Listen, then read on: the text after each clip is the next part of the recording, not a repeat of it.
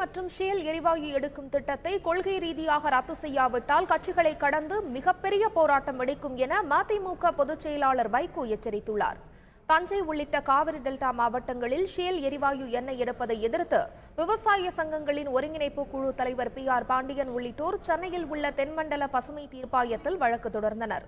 கடந்த முறை வழக்கு விசாரணைக்கு வந்தபோது இது தொடர்பாக நவம்பர் 25ஆம் தேதிக்குள் விளக்கமளிக்குமாறு ONGC நிறுவனம் மற்றும் மத்திய மாநில அரசுகளுக்கு நோட்டீஸ் அனுப்பப்பட்டது.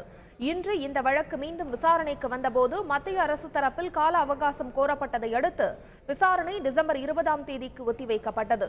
இதுகுறித்து செய்தியாளர்களிடம் பேசிய வைகோ, மீத்தேன் மற்றும் ஷேல் எரிவாயு எடுக்கும் திட்டத்தை கொள்கை ரீதியாக ரத்து செய்யாவிட்டால் கட்சிகளை கடந்து மிகப்பெரிய போராட்டம் வெடிக்கும் என்று எச்சரித்துள்ளார். கொள்கை ரீதியாக கைவிட்டதாக சொல்லல, மீத்தேனை கைவிட்டுட்டோம் தமிழ்நாட்டில் சொல்லல. ஆகையினால போராட்டம் என்பது ஒரு பக்கத்தில் இருக்கிறது. அவங்க என்னைக்கு ஆரம்பிக்கணும்னு நினைக்காங்களோ அன்னைக்கு கட்சிகளை கடந்து லட்சக்கணக்கான மக்கள் திரண்டு, விவசாயிகள் திரண்டு நாங்களே எதிர்ப்போம். வந்தா நிச்சயமா கடுமையாக எதிர்ப்போம். கட்சிகளை கடந்து எல்லாரையும் திரட்டி தான் நான் போராட்டம் நடத்தணும்.